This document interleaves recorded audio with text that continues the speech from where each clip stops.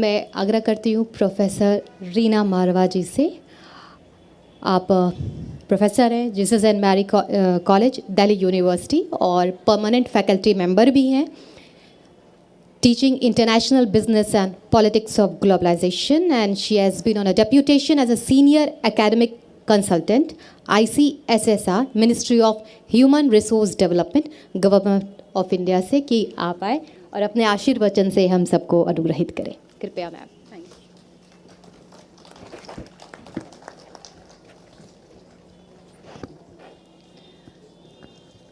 सबको मेरा सादर नमन।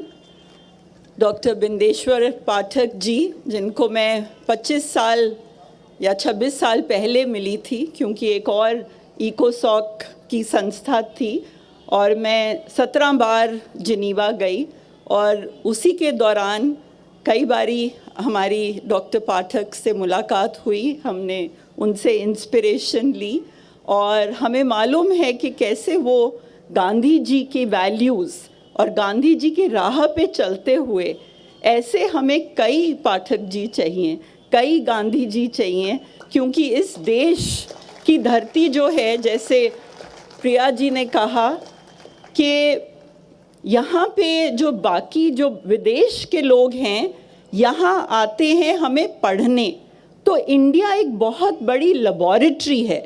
और मैंने वर्ल्ड बैंक और UN के साथ काम किया है। वो आते हैं यहाँ के दलितों के बारे में लिखने को, क्योंकि उनको बहुत सारी फंडिंग मिलती है। जितना ज़्यादा आप इंडिया को क्रिटिसाइज़ करेंगे, जितना ज़्यादा आप कहेंगे कि यहाँ पे कास्ट इनइक्वालिटी है, यहाँ पे दुर्दशा है हमारी महिलाओं की और बच्चों की, उनके लिए कोई व्यवस्था नहीं है, उतने ज़्यादा आपको वहाँ पैसे मिलेंगे।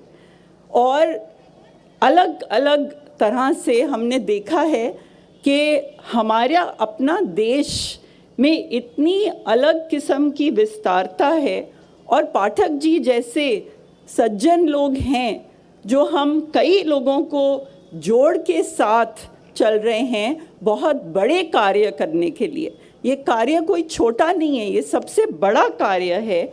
और आज मैं आप सबके आभारी हूँ, सुलभ फैमिली की आभारी हूँ कि आपने मुझे मौका दिया यहाँ आके कुछ कहने का। और डॉक्टर मजुमदार जी, डॉक्टर यहाँ पे प्रोफेसर अवधेश शर्मा जी हैं, डॉक्टर कुलवंत सिंह जी हैं और महिलाएं हैं, और ऑफ कोर्स हमारी प्यारी सी पाठक जी की डॉटर इन लॉ हैं, उनको मिलके भी बहुत अच्छा लगा। नित्या जी से, मैं उनकी बेटी से भी मिली हुई हूँ, क्योंकि कई बारी हमने साथ इकट्ठे काम किया है। तो जैसे अभी कुलवंत सिंह जी ने भी कहा और डॉक्टर मजुमदार जी ने भी कहा कि जो क्लाइमेट चेंज अभी अभी हम COP27, आपको मालूम है कि शर्म एल शेख में ये हो रहा था और वहाँ भी अभी तक कोई फैसला नहीं हो पाया। वो चाहते हैं कि जो गरीब देश हैं वो पैसे दें, कि जो बड़े बड़े देश हैं, जो बहुत डेवलप्ड देश हैं, उनके लिए वो पैसा नहीं देना चाहते हम जैसे डेवलपिंग देशों को। मुझे याद है कि जब मेरी शादी हुई थी तो 80s में हमारे घर में एक हैंड पंप होता था और वो हैंड पंप का पानी इतना स्वच्छ था और हार्डली 3 या 4 फीट नीचे पानी आता था। उसके बाद से हमने देखा कि वो सूख गया, उसको बंद कर दिया। उसके बाद पानी आता था, लेकिन धीरे धीरे हमने देखा कि दिल्ली के शहर में 1 घंटा पानी सुबह और 1 घंटा पानी शाम को। तो किस तरीके से हम लोगों ने पूरे देश विदेश सारे देशों में मिल के, जो बहुत एडवांस्ड देश हैं आजकल के, अमेरिका और वेस्टर्न कंट्रीज़, उन्होंने इतना वो लोग वेस्ट करते हैं, जितना वो लोग वेस्ट करते हैं उससे हमारा पूरा देश के गरीब जो हैं वो खाना खा सकते हैं। आज की डेट में इंडिया का जो हंगर इंडेक्स है, India is still way behind our target. अभी भी हमारे देश में बहुत ऐसे लोग हैं जो भूखे सोते हैं रात को, और ये सच्चाई है हमारे देश की। लेकिन वहाँ पे क्या है कि वो देखते हैं एक्सपायरी डेट और उसको डाल देते हैं कूड़े में। वो 1 महीने से 1 दिन ऊपर होता है तो उसको वेस्ट करते हैं। जितना आप जब भी अमेरिका जाएं, किसी के पास रहें, तो आपको पता चलेगा कि वहाँ पे वेस्टेज कितना ज़्यादा है। और वो ये नहीं समझते थे अफ्रीका और दूसरे देशों में कि ये जो हंगर है वो कितनी बड़ी प्रॉब्लम है। उसके वजह से हमारे नन्हे नन्हे बच्चे जो हैं वो भी महरूम रह जाते हैं। तो जैसे मैंने कहा, मेरा अपना फील्ड वर्क भी था as consultant of the World Bank. मैंने 4 प्रोजेक्ट्स करे UN विमेन के साथ। तो कई देशों में मैंने घूमा।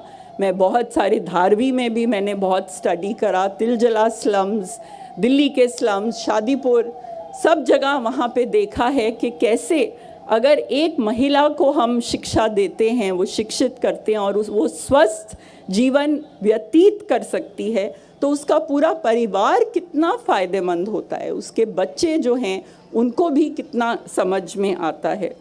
और जैसे पाठक जी ने लिखा है, क्योंकि he was inspired by Gandhi ji, और गांधी जी ने कहा था कि कॉन्जर्वेशन ऑफ नेशनल सैनिटेशन जो है, हम अपनी सैनिटेशन जिसकी हम बात कर रहे हैं, साफ सफाई की, ये स्वराज का काम है और इसको हम एक दिन के लिए भी पोस्टपोन नहीं कर सकते। कुछ भी हो जाए, ये जो है काम हमें करना है। और इसी को लेकर पाठक जी ने ये अपनी ज़िंदगी का एक मिशन बनाया। गांधी जी ने बहुत सारे सोशल एक्सपेरिमेंट्स भी करे जो इंडिया के लोगों के लिए, स्पेशली जो गांव के लोगों के लिए उन्होंने करा। और वहाँ पे जो मैनुअल स्कैवेंजिंग है, वहाँ पे भी उन्होंने उसके लिए भी बहुत कार्य करा, जिससे ह्यूमन सफरिंग कम हो जाए, डिग्निटी ऑफ लेबर हो। जैसे अभी मेरे से पहले जिन्होंने वक्तव्य दिए हैं वो बताए उन्होंने कि कितनी इसकी इम्पोर्टेंस है। जो सैनिटेशन की हमारी बात हम कर रहे हैं, ये भी गांधी जी ने रियलाइज़ करा और उन्होंने कहा कि unless we rid ourselves of our dirty habits and have improved sanitation, Swaraj can have no value for us। तो हम आज़ाद हैं, लेकिन हमें अपने आप को गंदगी और ये चीज़ें भी समझनी है कि कितनी इम्पोर्टेंट है। उन्होंने, गांधी जी ने ये पहले से ही लिखना शुरू कर दिया था ओपन डिफिकेशन के बारे में। उनको पता था कि जो कंडीशन ऑफ टॉयलेट्स है, वो कहते थे वो पीपल्स स्टैंडर्ड ऑफ क्लेनलीनेस के बारे में बताते हैं। और उन्होंने भी, जैसे पाठक जी ने अफ्रीका में काम किया, वो भी उनका इंस्पायर्ड था गांधी जी के काम से। क्योंकि साउथ अफ्रीका में जब गांधी जी थे 1893 से लेकर 1914 तक, वहाँ पे भी इंडियंस के अगेंस्ट बहुत डिस्क्रिमिनेशन होता था, क्योंकि उन दिनों में वाइट लोग थे, मतलब बाहर के देशों के लोग थे। क्योंकि उनको लगा कि जो इंडियंस हैं, जो इंडियन कम्युनिटीज़ हैं साउथ अफ्रीका में, वो हाइजीन की हैबिट्स नहीं रखती और इसीलिए उनको भी दूर रखा जाता था।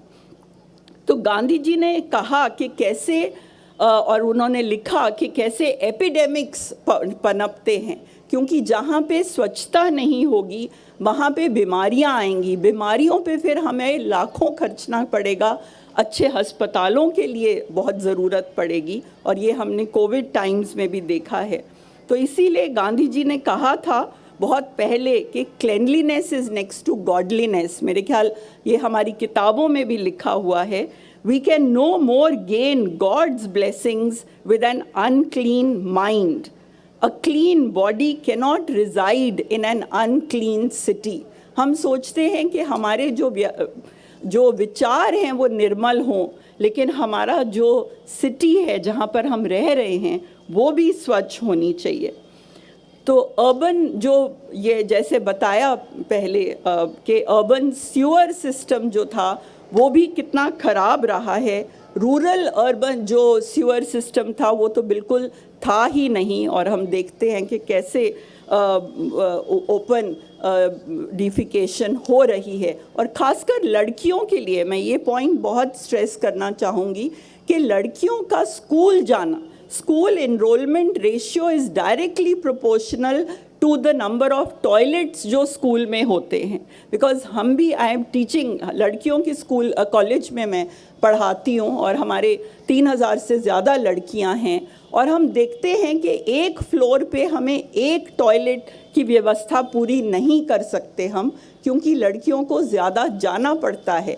और हम पूरी तरह से कोशिश करते हैं कि जो लड़कियों के टॉयलेट्स हैं वो स्टाफ के टॉयलेट से भी ज़्यादा क्लीन हो, क्योंकि लड़कियां अगर छोटी छोटी लड़कियां हमारी बीमार हो जाएंगी तो वो कितना आगे जाके उन्होंने परिवार एक चलाना है, एक परिवार बनाना है.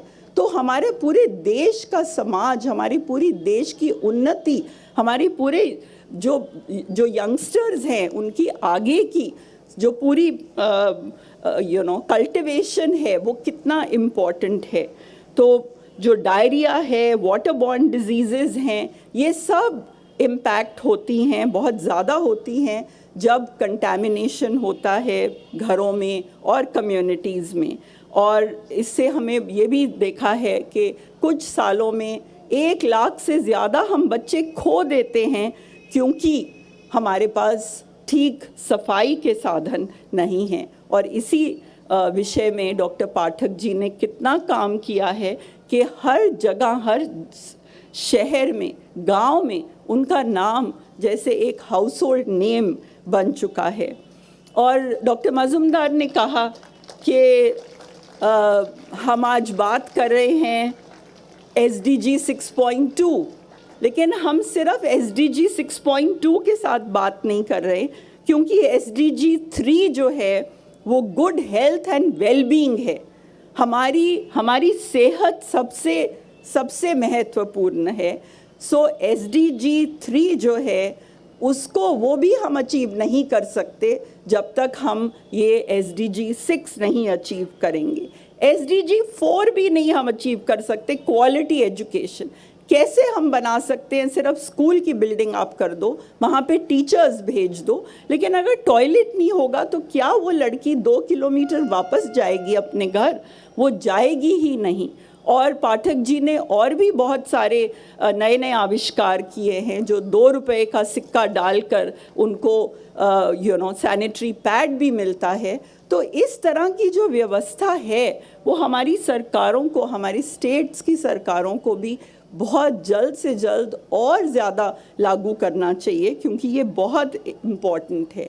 SDG 10, 17 में से 4 SDGs इसी के साथ डायरेक्टली लिंक्ड हैं और इनडायरेक्टली तो हैं ही, क्योंकि SDG 10 जो है वो है इनइक्वालिटीज़. तो अगर हमें इनइक्वालिटीज़ ख़त्म करना है, हम इक्वालिटी की बात करते हैं, आदमी और औरत के बीच की इक्वालिटी होनी चाहिए. और इक्वालिटी होनी चाहिए अलग अलग इनकम लेवल्स में. जिनकी आय कम है, जिनकी आय ज़्यादा है, उनके बीच में भी हमें अगर इक्वालिटी लानी है तो ये जो हमारा टॉयलेट सिस्टम है ये बहुत ज़्यादा इम्पॉर्टेंट है. और इसी को लेते हुए हमारे प्रधानमंत्री जी माननीय श्री मोदी जी ने स्वच्छ भारत मिशन को 2014 में करा, क्योंकि उनको मालूम है कि 30 फुट की दूरी से भी जो माइक्रो ऑर्गेनिज्म हैं, जो खतरनाक ऑर्गेनिज्म हैं, वो भी जो पानी को ख़राब कर सकते हैं, उसको कंटैमिनेट कर सकते हैं, वो पीने के लायक नहीं रहता है. इसीलिए बहुत जो अमीर देश हैं, दुबई और सिंगापुर, वहाँ पे क्या हो रहा है कि वहाँ पे हमें पानी के लिए बहुत मेहनत करनी पड़ रही है. जो सी का पानी है, जो ओशंस का पानी है, उसको लेकर हम उसका नमक निकाल के उसको पीने के काबिल बना रहे हैं, क्योंकि पानी की इतनी ज़्यादा कमी होती जा रही है. जैसे मैंने कहा कि कई एरियाज़ में पानी के लिए कतारें लग जाती हैं. राजस्थान और स्टेट्स में हमने देखा है कि औरतें ही चल के उनको जाना पड़ता है इतनी दूर पानी की एक एक बाल्टी लेके आने के लिए. तो ये सब चीज़ें सोचते हुए ही हमारी सरकार ने 2014 से बहुत कार्य करे हैं. और सुलभ जो ऑर्गेनाइजेशन है उसका योगदान बहुत महत्व है. और तभी माननीय डॉक्टर पाठक जी को इतने सारे सम्मान सम्मानित किया गया है, इतने सारे देशों से सम्मानित किया गया है कि उनका नाम अब एक हाउस होल्ड नेम है। सबको मालूम है कि अगर स्वच्छता की मुहिम कोई भी लेकर चला है आगे तो वो है डॉक्टर पाठक जी, और हमें बहुत सारे डॉक्टर पाठक जी चाहिए। पाठक जी, आपको हमारी भी उम्र लग जाए, क्योंकि आप जो हर दिन सोचते हैं, हम तो अभी आपसे सीख रहे हैं, बहुत कुछ सीखना बाकी भी है। और मैं इन्हीं शब्दों से, क्योंकि हमारे प्यारे प्यारे बच्चे, हमने देखा कि एक वो बहुत सुंदर रंगारंग कार्यक्रम करने वाले हैं हमारे लिए, उन्होंने आयोजित किया है, तो मैं इन्हीं शब्दों से आप सबका बहुत बहुत धन्यवाद करना चाहती हूँ कि आपने मुझे आज बुलाया और प्यारी प्यारी बहनों से, बच्चों से, सुलभ पूरे परिवार से जोड़ा एक किस्म से। और सच में मुझे पुरानी यादें ताज़ा आ गई कि जब पाठक जी इतने स्मार्टली हमें मिलते होते थे और हम बहुत कुछ सीखते थे तब भी। तो कई सालों बाद मैं फिर से उनके परिवार के साथ जुड़ी, और आपका बहुत बहुत धन्यवाद। Thank you.